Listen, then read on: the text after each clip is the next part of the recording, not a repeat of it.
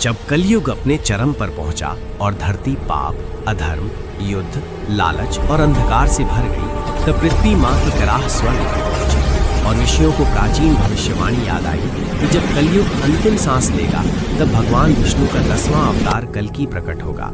और एक रात आकाश से एक दिव्य प्रकाश धरती पर उतरा, जिसमें एक साधारण परिवार में एक दिव्य बालक ने जन्म लिया, जिसकी आंखों में तेज और शरीर में अपार शक्ति थी। जैसे जैसे वो बड़ा हुआ, उसकी शक्तियां प्रकट होने लगी। हवा रोकना, पत्थर पिघलाना, घायल जीवों को ठीक करना।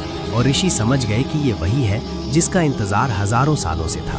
उधर कलयुग का अत्याचारी राजा दुनिया को विनाश की ओर ढकेल रहा था, जिसकी दानवी सेना इंसानों को मिटा रही थी।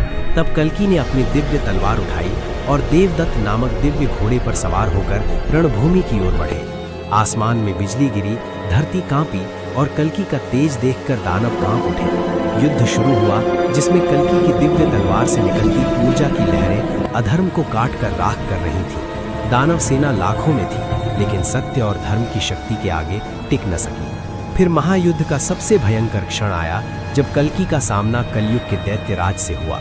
दोनों की टक्कर से पर्वत टूटने लगे, आकाश फटने लगा और ब्रह्मांड तक ऊर्जा की गूंज फैल गई। अंत में कल्कि ने अपने अंतिम दिव्य प्रहार से दानव राज को नष्ट कर दिया, जिससे संसार में फैला अंधकार तुरंत गायब हो गया। फिर धरती पर प्रकाश लौटा, नदियां बहने लगीं, जंगल हरे होने लगे।